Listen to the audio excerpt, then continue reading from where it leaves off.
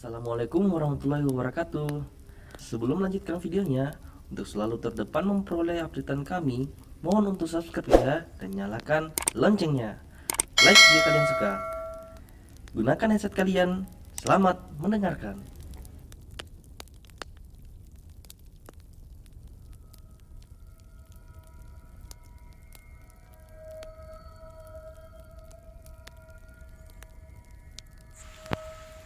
Assalamualaikum warahmatullahi wabarakatuh. Kembali lagi dengan Megalodon Production. Kali ini saya akan menceritakan podcast tentang pengalaman mistis saya. Terlebih dahulu saya akan memperkenalkan diri. Halo, perkenalkan, nama saya Ade Darmawan. Saya akan membagikan atau men-sharing tentang cerita horor saya. Murni pengalaman pribadi saya dulu saat tinggal di asrama.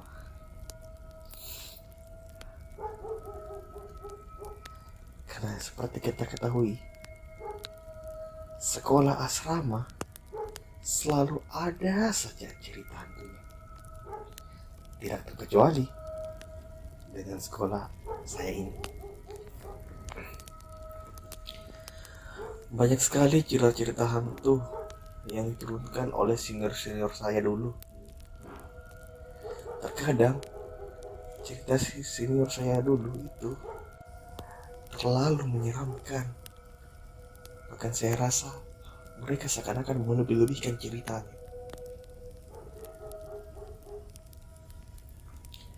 Saya bahkan tidak yakin sebenarnya mereka hanya bergurau atau memang benar-benar ada kejadian tersebut.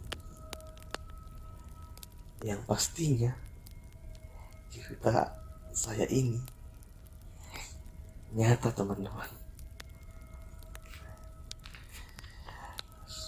Oke, kita mulai. Satu malam yang tenang, mungkin sekitar pukul 2 malam atau subuh, saya baru bangun tidur tuh. Saat itu saya bermaksud ingin buang air kecil. Sekedar info ya, ranjang di kamar asrama saya adalah ranjang double decker, atau kita bisa sebut ranjang 2 lantai, seperti pada asrama-asrama kebanyakan. Oke, kita lanjut. Saya tidur di bagian bawah dan teman saya di atas. Karena keseringan mendengar cerita hantu dari senior-senior saya dulu, saya terlalu takut untuk pergi ke toilet sendirian saat itu. Jadi saya bermaksud membangunkan teman saya yang tidur di atas. Bangun, bangun, bangun. Sayangnya dia tidak bergeming sama sekali, alias tidak bangun. Tidur mati ceritanya. Ya terpaksa deh saya memberanikan diri menuju toilet sendirian. Dengan gugup, dengan keringat dingin, saya pergi ke toilet. Karena keseringan mendengar cerita hantu dari senior, pikiran saya itu saja berjalan ke toilet tuh berkecamuk. Saat itu saya masih kelas 1, teman-teman.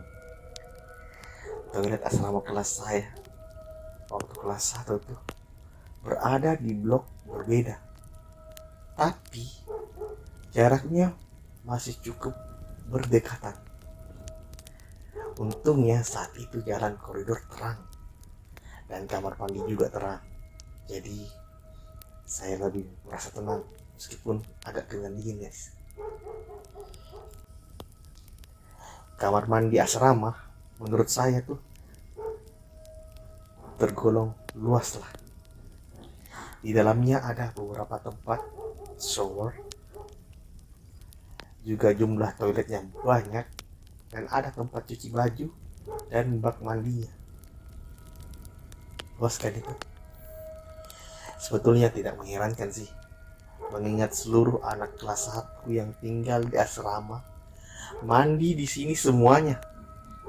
Bayangkan tuh, pada antri semua kalau lagi mandi. Nah, posisi toilet dekat pintu utama kamar mandi. Jadi dia tuh toiletnya agak di luar dari kamar mandi. Jadi saya langsung masuk ke pintu toilet paling dekat pintu utama.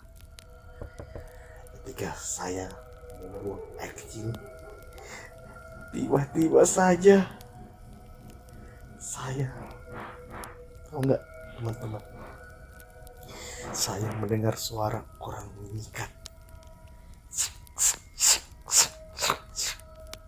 Itu suaranya guys. Aneh saja sih, siapa yang menyikat baju di tengah malam begini. Waktu saya masuk toilet tuh, saya dengar suara itu guys. Saya mendengar suara itu teman-teman. Saya pikir itu mungkin pengawas asrama tuh. Saya tidak begitu menghiraukannya. Jadi begitu selesai, saya bermaksud langsung kembali ke kamar.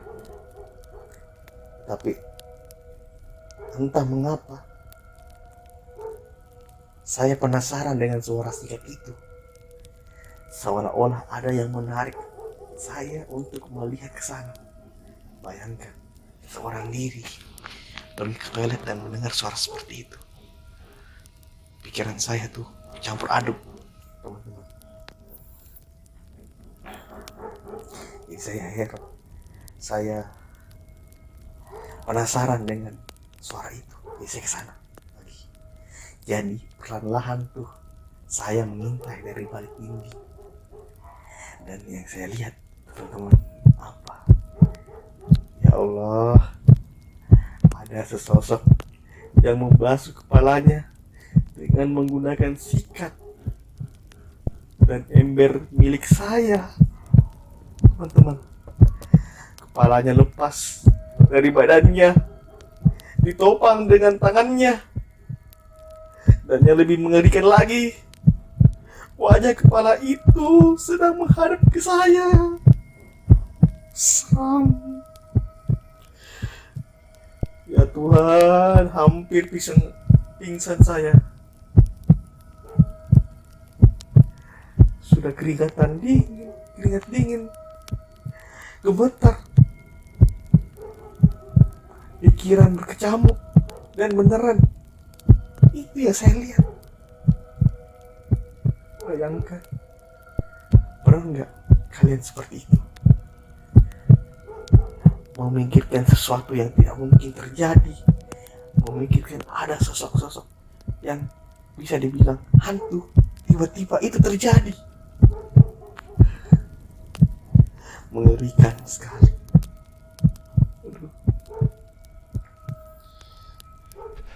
Aku berlari seperti orang kesetanan dan terus-menerus membaca surat-surat di Al-Quran. Gak tahu aku membaca apa. Pokoknya keluar saja lantunan ayat suci itu. Yang aku ingat saat itu hanya bagaimana caranya supaya saya bisa lolos dan kabur dari tempat itu dan kembali ke kamar saya. Saya merasa seperti dikejar-kejar waktu berlari. Namun saya sama sekali tidak berani menoleh ke belakang. Gimana mau menoleh? Perasaan saya kayak dikejar. Kalau menoleh, bisa saja dia terbang. Mengerikan pengalaman saya. Begitu sampai di kamar, saya langsung masuk keranjang. tutup rapat-rapat selimut saya, tutup rapat-rapat betul pintu kamar saya tutup seluruh badan saya dan selimut. Saya tutup mata saya. Sepertinya ada yang mengelilingiku alias berdiri di samping tempat tidurku, di samping tempat saya tidur. Entah perasaan saja atau memang ada sesuatu di sampingku, entahlah.